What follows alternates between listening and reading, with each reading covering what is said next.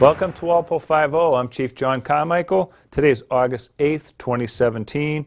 And to go over a few things before we get into the logs, I want to mention the issue with fentanyl throughout Massachusetts right now.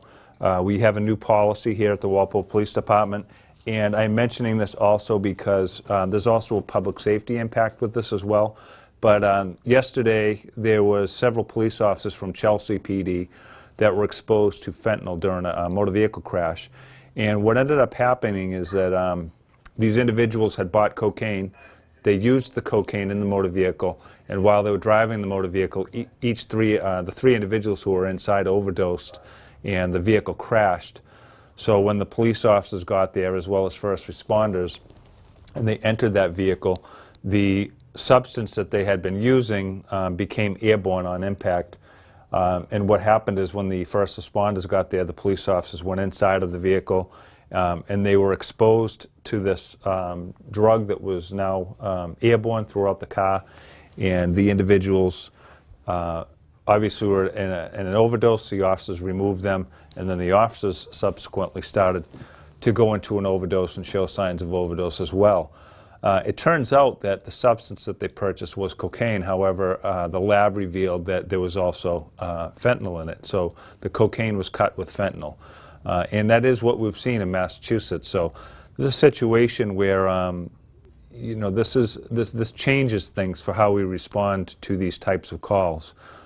We've always been cautious of it, but this is where we're starting to see first responders very close by now being subjected to being exposed to fentanyl. Fentanyl is a very powerful substance, and it's much more powerful than heroin and morphine. And literally, you could get a small amount on your fingertip, and that could be enough to kill somebody. So if the people are overdosing, then certainly somebody else that's exposed to that drug could be overdosing. So we now have a new general order in the department. We have purchased equipment so that we respond to crashes or overdose scenes or any type of planned operation that involves drugs, that officers don a Tyvek suit, goggles, booties, nitrile gloves in order to safely go into these scenes so that they're not unwittingly exposed to this drug and this substance.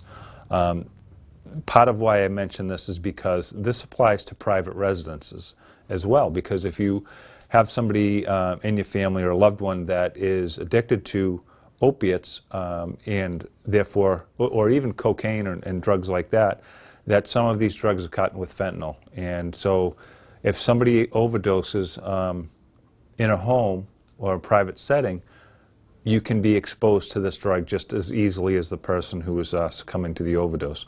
So it's very important for people to realize that.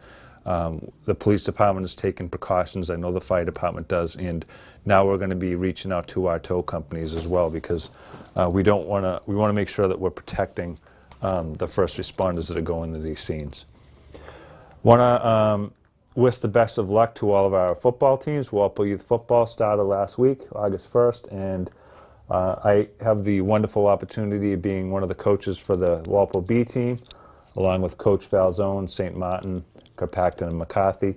I wish Deputy Chief McKenzie a best season. He is the coach for the C team, along with Officer Sullivan. Officer Hart is also coaching one of the E teams. And I mention it because the officers in this department, I think the majority of them have been a coach in various different types of sports. I know Officer Benner and Toland have also coached football, but many of the officers on the department have volunteered their time to be coaches, and we always appreciate that, because it also, aside from just being the coach, as a police officer, they become well known with the kids, and I think that's a good thing. So it's very positive, and appreciate them doing that. So want to mention my appreciation to Governor Baker. Governor Baker has appointed me as the sole municipal law enforcement officer to be on the Cannabis Advisory Board.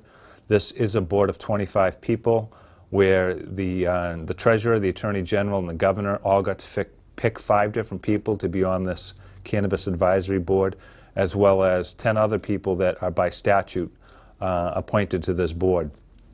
And the Cannabis Advisory Board is basically the commission that will help establish rules and regulations and enforcement ideas for marijuana dispensaries in the marijuana program for recreational side of this. There is a 5-member Cannabis Control Commission, which is a paid board that will ultimately take recommendations from the Cannabis Advisory Board, and they will make all of the decisions as far as the rules and the regulations that will go towards this. Now, my intended role, will be basically on operational standards, security requirements, diversion, the reporting structure to police departments, as well as how we're going to do delivery. And really, I will continue my focus on protecting youth. And some of that will include, how we're going to package, how we're going to advertise, how we're going to do labeling, how we're going to measure THC potency, serving sizes, that type of thing. But also, making sure that safeguards are in place to minimize ancillary crime, youth access, drug driving, and other impacts that communities are going to face, which to include quality of life issues. Because when, years from now, when you look ahead, when we have 1,000 dispensaries in Massachusetts, there will be more of an impact, obviously, than there is now when we have 11 that are open.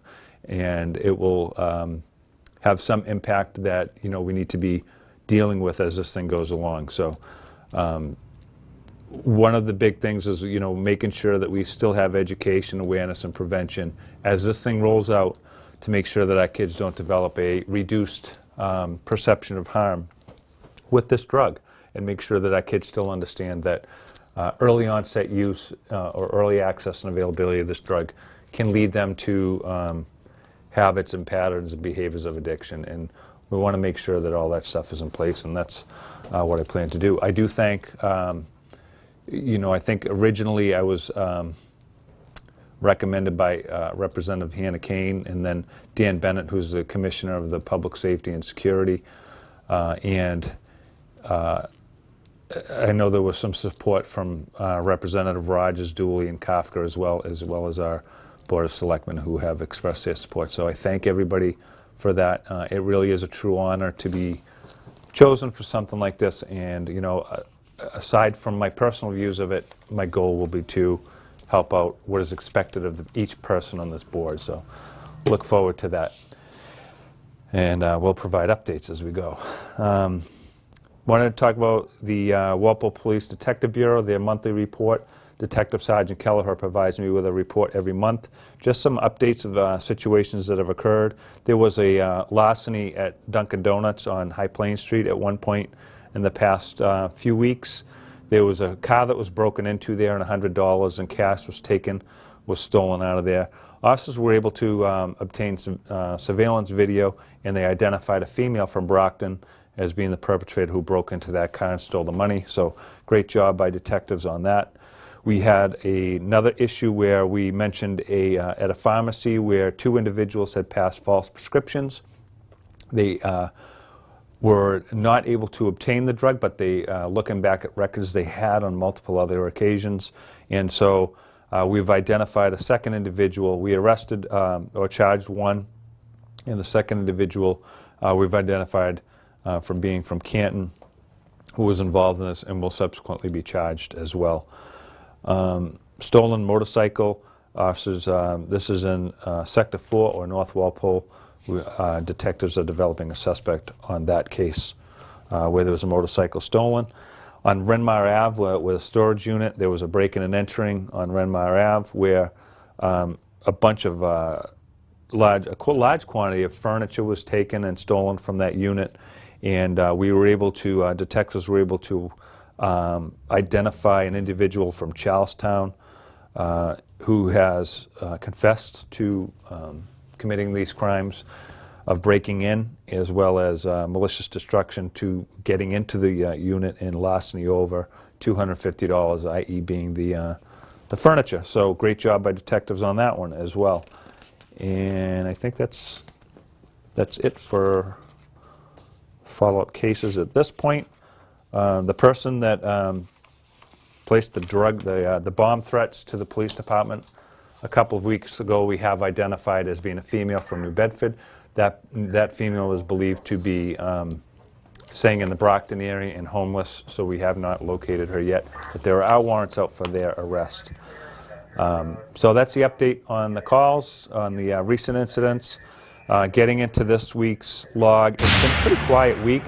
I will say that part of the busyness of the last week has been dealing with issues at Longview Farm. I'm not going to get into too much of all of the calls that we went on there, but we had a lot of issues there nonetheless in the past week that we will be addressing with staff down there, and we have some appointments made for that. But going back, August 1st, a suspended license. This was Officer Haber, conducted a motor vehicle stop on an individual from Woonsocket, Rhode Island. He arrested that individual for operating with a suspended license, and also because they had an uninsured, unregistered motor vehicle, a suspended registration, an open container of alcohol, and an open container of marijuana.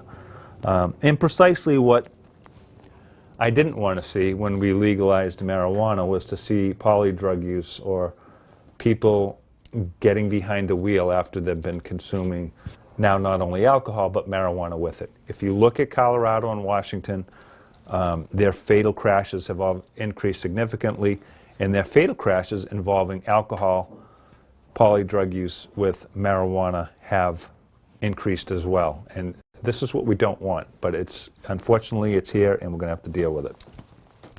August 3rd, well-being check. Individual, this was from a third party. They thought that it could have been a situation where somebody was endangered. The officers went to the location of where this person reported it, and Officer Bieberman made contact with the person who was thought to be in danger, and everything turned out to be okay. A forced break-in and entering. This was up on Route 1 at the Preserve, and this poor victim, she reported that the apartment was broken into while they were away on vacation. Not a long vacation, just a few days. When they returned, they found out that the apartment was forcibly broken into. There was a television set, a French horn, Kindle, alcohol. There was jewelry stolen, a significant amount of belongings at a significant price. And detectives have processed that scene. Hopefully have recovered some evidentiary value from that home, and we will be following up with that. It was the only breaking entry that occurred at that time, so we will be looking into that more. Harassment, local restaurant receiving harassing phone calls. This was going on a continuous basis, multiple phone calls. Officer Biebman is working on identifying the individual who was placing those calls and disrupting the business. Overdose, we responded to a restaurant for an overdose, and this individual was inside of the restaurant, began to nod off. People sitting in and around that person, as well as people who were in the restaurant, noticed that this person was nodding off. And nodding off is a typical sign that it can mean many things, but a lot of times it does mean that somebody has been using an opiate such as heroin or fentanyl, and they start to nod off because the drug is causing that effect on them. And it is a sign of the possibility that they might overdose. So the officers went down there. It turns out that the individual is prescribed Suboxone, which is a narcotic that's basically used to treat addiction for opiates, and as well as the individual was conscious, so he was able to inform the officers that he has also smoked marijuana on top of the use of the opiates. And again, in addition with polydrug use, and again, my concern that when you legalize drugs, we don't use less drugs, we use more drugs. And we see the impact of that. Well-being check, report of a person slumped over the wheel. And it turns out that this individual got locked out of their house, and they couldn't get access to a phone, so they pulled into a parking lot and fell asleep. Obviously, it looked worse than it was, but people called, and the officers were able to transport them home so that they could access the home. I did make the note of the Longview calls. We had multiple walkaways, emotionally disturbed people, calls, sections under Section 12, involuntary commitments, as well as a couple of arrests, which came off as busy. I know one night we were up, I think the other day we were up there multiple times, 4 or 5 times in a day. And again, as I mentioned, we will be addressing that. Summons, operating without a license, Officer Moriarty conducted a motor vehicle stop. This was an individual that was operating after suspension, and Officer Moriarty, using his discretion, summons that person in for that. Officers responded to Norton Ave area. This was for a shots fired call. Upon arrival, the officers got there, found out that an individual had accidentally discharged their firearm. When they did so, they fired a round through the roof or through the ceiling, and it turns out, luckily, this was an apartment building, so they were on the top floor, and it did not strike or injure anybody, which we're very fortunate for. But it did lodge up into the ceiling of the building. As a result, this individual's guns, firearms, ammunition, and license to carry, as he was a licensed to carry a firearm, were taken from him, and the license to carry is hereby suspended forthwith from that activity. So just glad right in this situation that nobody was hurt or worse. Well-being check. Officer Haber conducted a well-being check on this person that people weren't hearing from for a while, but they were not home. A crash, motor vehicle crash on Washington Street at Pauley. Just put it in there just to mention that it's one of our worst intersections in Walpole. We probably range from anywhere from 10, 12, 14 crashes at Washington Street, Pauley Lane, and Short Street during the year. So always use caution in that area. It is a high crash location, and use caution when you're traveling through that stretch. Noise complaint.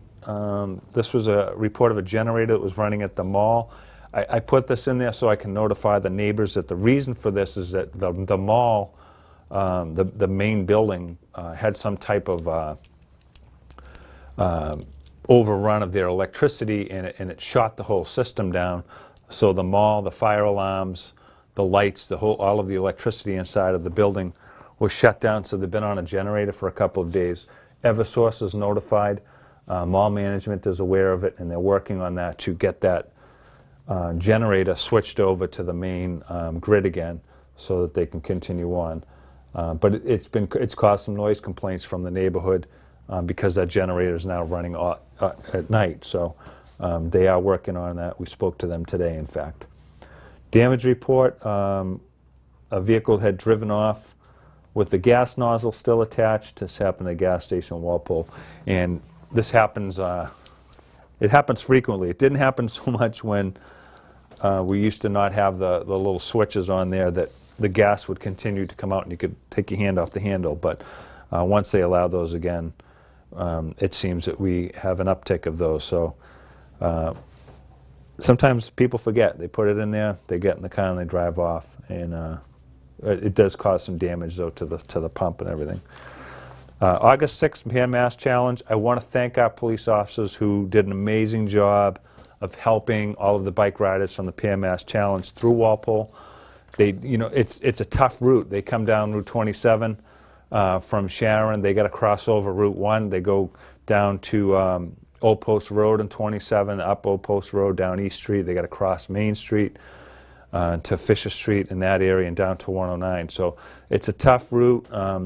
There's no details for that. Our officers covered that on the shift, and the people that were riding in the Pan Mass Challenge were great, and they were great to the officers and very appreciative, and so are we. So thank the officers for doing a great job with that. A couple of crashes on August 6th, also right during the same time as the Pan Mass. The shift handled multiple crashes on Main Street, and mostly in the north side of town. One of them involved a motorcycle. Both operators had to be taken to the hospital for minor injuries. We've had multiple motorcycle crashes this year, so it's the nice weather's out, so be careful. Watch out for motorcycle drivers, motorcycle operators. Be careful as well, because we've had multiple motorcycle crashes of people dropping their bikes this year. Disturbance. Officers responded to a supermarket parking lot. There was multiple bystanders that were reporting an assault and battery that was taking place. It turns out it was two elderly people. We were finally able to locate a registration plate, find out where the people were from. It turns out they were from Norwood. We met with Norwood PD and went over there and met with them, and everything was okay. And the situation was dealt with by Walpole and Norwood officers. Lastly, there was a report of from East Walpole Liquors, stolen liquor. Officer Haber is following up with this. I neglected to get some surveillance video pictures to show, but I'll try to remember to do that next week. But that is still under investigation by Officer Haber. There was a guy a couple months ago that had stolen liquor from a couple of Walpole locations as well as area locations, and we ended up identifying him as an individual from Taunton. And that individual is charges are still pending. There was a disturbance. So this is a Longview call, but we went down there. There was two kids that had run off. They were down by Restano Field. They were throwing rocks at passing cars, causing trouble. But they were young. One individual was 10. One of them, during the encounter, assaulted one of our female officers and then attempted to take a firearm. So literally, like, came after the officer, tried to get her firearm out of her holster, and obviously we have a major problem with that. That is a very dangerous type of a situation. Other officers were on scene to help out. That individual, while being 10, was sectioned, but will also be charged with that, and obviously dealt with in juvenile court. Now, typically, we don't charge somebody that's 10, but in this case, this is above and beyond. This is an assault on the police officer, as well as taking that extra steps to try and remove her firearm from her holster. So we will be dealing with that situation. Disturbance. A report of a mother who was striking a child inside of a vehicle. This is at the Walpole Mall. Officers Habers and Powers checked. They checked the area, double-checked the area, called Norwood PD. Norwood PD could not locate the vehicle involved. We did not have a registration plate, so that vehicle continued on. And, you know, it could be, this could be something, you know, sometimes with situations like that, where a mother is disciplining their child, it may be along the lines of discipline and not so much on being abusive, but we don't know in this case. We didn't get to identify them to investigate further, so that's unfortunate. On August 7th, there was a crash. The shift, they responded to a motor vehicle crash. This is on Summer Street at Schufelt. The motor vehicle split a pole in half and then struck a second pole. One pole was completely split in half and hanging out in the middle of the road with all of the power lines attached. The motor vehicle did come to rest on the second pole. There was a 33-year-old male that was arrested for OUI because the officers, once he was out of his vehicle, the officers determined that he was showing signs of impairment, issued a field sobriety test, which he took and failed. And the officers placed him under arrest, brought him back to the station, and was charged with OUI and Mark Lane's violation.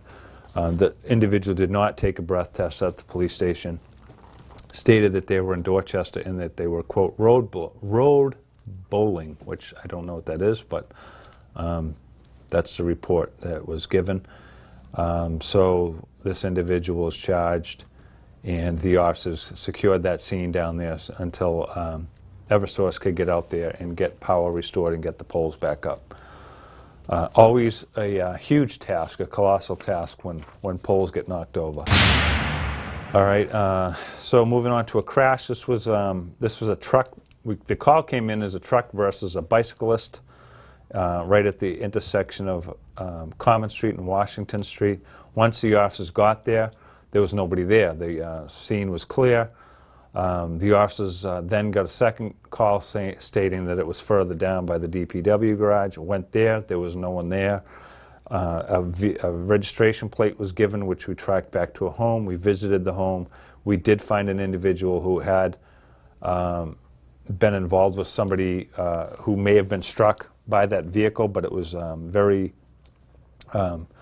unsignificant injuries or anything like that. We did finally contact the person who got on an MBTA train and have the transit police locate that individual on the train, and that they were able to find out that they were uninjured and they declined medical attention. So there's no further crash. Apparently they both knew each other, and it's not really clear what happened, but anyways, that case is moved on.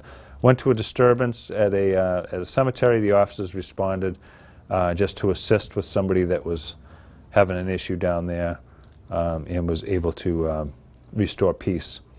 An arrest, an individual, this was at Longview Farm, malicious damage, over $250, and disorderly conduct. DYS in this case did come and take custody of the individual, as he was somebody that was having multiple issues. As I mentioned, we've been responding there a few times during the past week. This all started over being told to get off the phone. He didn't. They hung up, and he decided to smash a window out, causing damage and smashing the window, and as a result was arrested for malicious destruction of property and disorderly person. So that's it for today, April 8th, 2017, and I thank you for joining me with Walpole 5-0, and I'll see you next week.